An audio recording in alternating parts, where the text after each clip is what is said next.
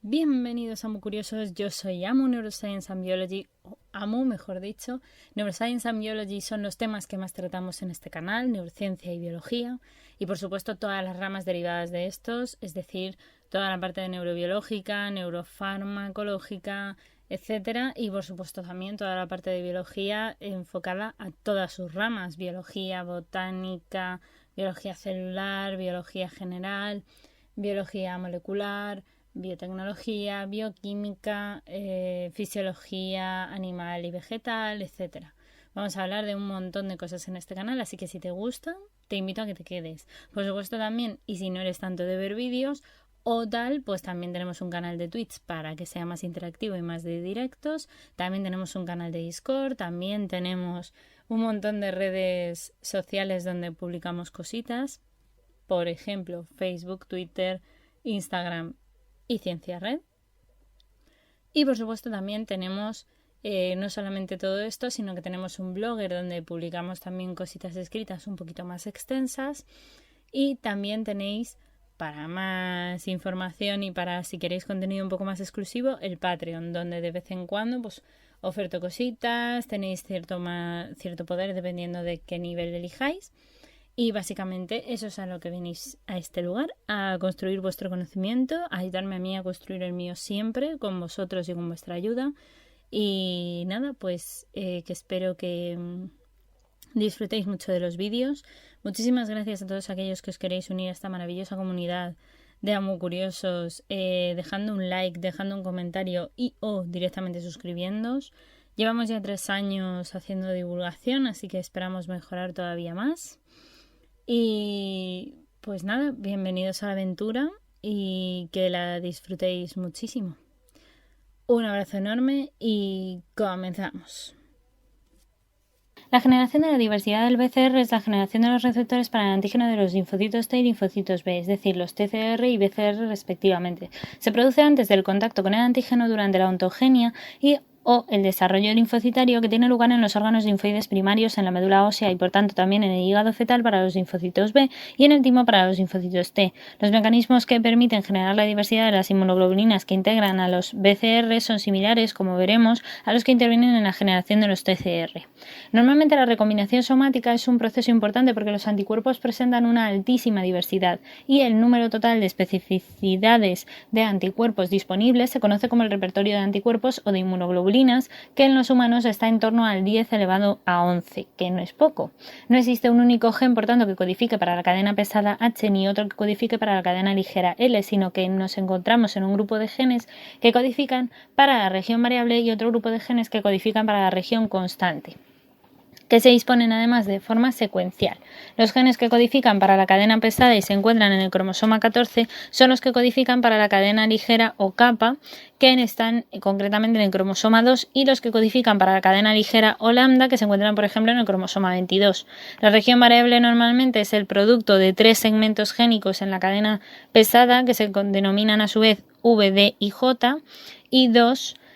que además se encuentran siendo V y J a su vez en la cadena ligera. Existen así múltiples versiones de cada uno de ellos, por lo que la selección o combinación también de un segmento u otro es lo que explicará el gran repertorio y la diversidad de las inmunoglobulinas que encontramos. A continuación también vamos a ir viendo que los genes que codifican para las regiones constantes, que son sobre todo el C-mu, el C-delta, el C-gamma, el C-epsilon y el C-alfa, en el caso de la cadena pesada, cada uno de los cuales corresponde a un diferente porciento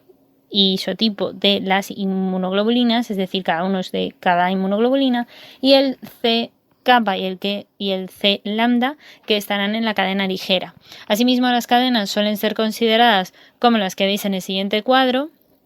y la configuración normalmente de la región variable se produce por la combinación o reordenación al azar de los segmentos génicos. Por ejemplo, el V, el D y el J y el D de hecho solo en la cadena pesada, en un proceso normalmente de reordenamiento genético, que recibe sobre todo el nombre de la recombinación somática y que se suele implicar como un proceso de corte y empalme de tipo splicing del ADN y que ocurre durante el desarrollo de los linfocitos B en la médula ósea y en el timo, como he dicho antes, en los linfocitos T. Lo primero que ocurre en este reordenamiento de la cadena pesada, normalmente del cromosoma 14, sería el primer punto, y en primer lugar de hecho se produce una asociación al azar de un gen de DH con un gen de JH, y esta recombinación incluye también la formación de un bucle de ADN y la posterior pérdida del material genético que se encuentra entre los fragmentos génicos combinados. A continuación, la porción de DH-JH reordenará y se asociará con un gen VH, de forma que se generará un exón continuo que se llamará VHDH-JH, que codifica para toda la porción variable de esa cadena pesada. La recombinación normalmente de los segmentos de tipo V, D y J requiere también de la parte de una recombinación importante. La recombinación de los segmentos V, D y J requiere de la acción de un complejo multienzimático además denominado recombinasa VDJ, que solo se expresa en los linfocitos en desarrollo. Así los genes RAC1, que normalmente se denomina como el gen activador de la recombinación 1, y el RAC2, que es el gen activador de la recombinación 2, codifican para dos enzimas que forman parte de un complejo y que representan además una actividad endonucleasa, que además tiene la capacidad de cortar el ADN. De esta forma, estas recombinasas reconocen secuencias específicas denominadas secuencias señal de la recombinación o RSS, en inglés Recombination Signal Sequences, que franquean a cada segmento génico y en las que se produce además el corte del ADN para permitir así la recombinación. Así, estas secuencias de RSS están formadas por unas secuencias conservadas de estas 7 pares de bases de forma heptámera y otra de 9 que serían un nonámero, de manera que están separadas por una región espaciadora no conservada de 12 a 23 pares de bases. La recombinación se produce entre dos segmentos solo si uno de ellos está flanqueado por un espaciador de 12 pares de bases y otro por un espaciador de 23, lo que se nos conoce como la regla del 12-23. Estas recombinasas hacen además una muesca en la que las cadenas de ADN entran en el extremo codificador y el heptámero de la secuencia RSS, de manera que también el extremo 3'OH liberado del extremo codificador ataca hasta el 5' de tipo fosfato. Esto implica que sea en la otra cadena y se forma una horquilla, como vemos, que se denomina el artemisa normalmente, que es la endonucleasa que abre esas horquillas. De hecho, en los que aparecen formándose esas horquillas son los extremos codificadores, por tanto las artemisas. Las mutaciones, de hecho, en esa artemisa son una causa infrecuente del SCID, es decir, que se pueden producir inmunodeficiencias, como ya creo que las hemos comentado un poquito por encima. La apertura de la horquilla puede darse también de forma simétrica, originando un extremo, por tanto romo, o de forma más asimétrica, haciendo que una cadena de ADN sea más larga que la otra, siendo un saliente de 5' o de 3'. La cadena larga, de hecho, sirve de plantilla para la adición de secuencias cortas de nucleótidos llamados nucleótidos P, debido a que se generan secuencias palindrómicas, que ya veremos, y además también la ADN polimerasa está llamada como desoxinucleotidil transferasa terminal o TDT, que añade nucleótidos extra al azar sin necesidad de molde como nucleótidos N, lo que incrementará así de nuevo la variabilidad de la secuencia. Y la enzima TDT es un marcador de precursores linfoides inmaduros. Por tanto, cuando el reordenamiento de la región variable de la cadena pesada es producido en el primer cromosoma 14, sea materno o paterno, se bloquea el reordenamiento en el segundo cromosoma mediante un proceso denominado la exclusión alélica. Esto implica o asegura que solo se expresa una región variable de la cadena pesada VH una vez se produce la recombinación de los segmentos génicos V, D y J, porque los precursores de los linfocitos B comienzan a expresar la cadena pesada MU, en la cual aparece sobre la superficie celular. Esto se debe a que los genes constantes de las diferentes formas o isotipos están ordenados de forma secuencial y después además de los segmentos variables y del gen constante de la cadena MU que os acabo de comentar, que es el más próximo entre todos estos. En estos también se forma una secuencia de modo que después de los segmentos variables y de esta región constante hay estados iniciales de maduración que no se expresan durante o todavía en todas las cadenas ligeras, sino que la cadena pesada MU se une a esa cadena ligera monomórfica que está formada por las proteínas pre-B de tipo lambda 5 y pre-B de tipo V, cuya unión va a conformar así que se une a esta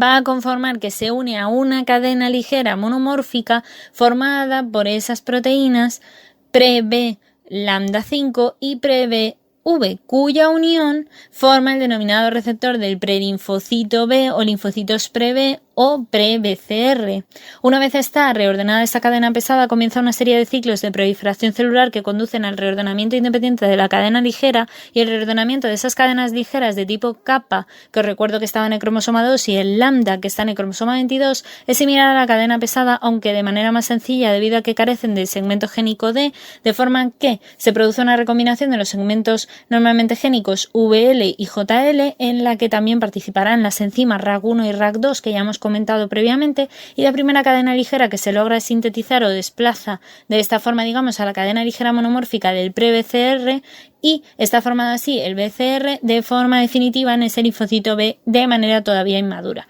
Inicialmente se intenta el reordenamiento de esta cadena ligera, y si no se reordena de forma productiva, la célula puede reordenar la cadena ligera lambda, de manera que la producción de una cadena ligera kappa inhibe el reordenamiento de la lambda, por lo que el linfocito B solo puede expresar uno de los dos tipos de cadenas ligeras. Esto es importante porque, igual que en la cadena pesada, en el reordenamiento de la cadena ligera kappa o lambda se produce también una exclusión alénica, en este caso, pues como veis en la ligera ocurre lo mismo, y por tanto lo que provocará son